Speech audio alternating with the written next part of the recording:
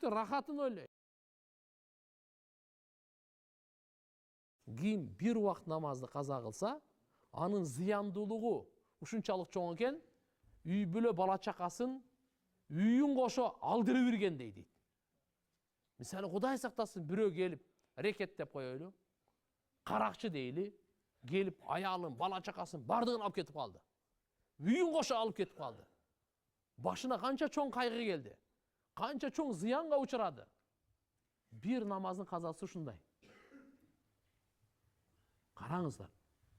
Ошон үчүн биз бүгүн тообасыз, эгер ошо күнөөнү кылып атып кете турган болсо кандай?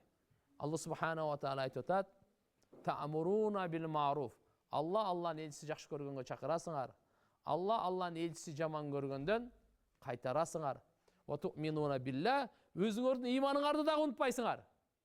Мен башкалар ыймандуу болсун, башкалар жакшы иштерди кылсын, жаман иштерден сактансын деп мен өзүм унутуп калайынбы? Ва ту'минуна билла, өзүнүн ыйманын өскөнүн, ыйманын бекемделгенин, ыйманын кубатталганын, ыйманын машалла жаңыланганын, ошону дагы унутпастан башкаларга жакшылыкка чакырып, жамандык. Себептен Алла Таала эскертип берген. Атамурунан нас бил бир ва тансауна анфусакум ва антум татлунал китаб афала тaqilun. Силер адамдар жакшылыкка чакырасыңар, өзүңөрдү унутуп каласыңар. Болбосо Куран китеп окуйсуңар, Алланын китебин окуйсуңар. Акылыңар жокпу силердин дейт. Бир башкаларды жакшылыкка чакырып аткандан кийин өзүбүздү дагы унутпайлы. Ошого Алла субханаху ва таала эмне акылыңар жокпу дейт. Пайгамбар саллаллаху алейхи ва саллям хадисте айткан. Үстүнө айтайын: "Ва ахибба лин-нас ма тухиббу ли нафсик такун муслиман." Адамдарга өзүңө жакшы көргөн нерсени жакшы көргүн. Чыныгы мусулман сен болосуң деди. Адамдарга, мусулмандарга деген жок.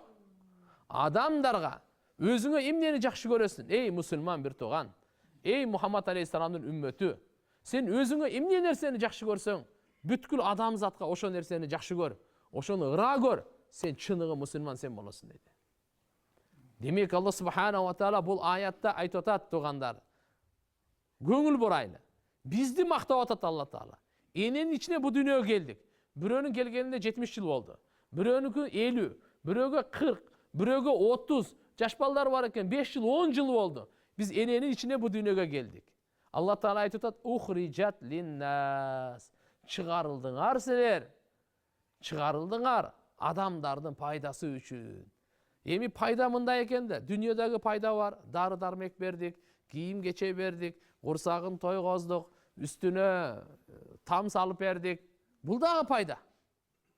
Бирок эң жогорку пайда ахиреттин пайдасы. Ахиреттин пайдасы. Дозоктон кутулуп бейишке барса, мына ушул пайда. Ушул пайда. Түбөлүктүү азабынан. Түбөлүктүү бу дүйнөдө азыр курсагын тойгозуп атабыз. Түбөлүктүү ачкачылыгынан ойлойм. Бу дүйнөдөн убактынча рахатын ойлоп атабыз. Түбөлүктүү рахатын ойлойм.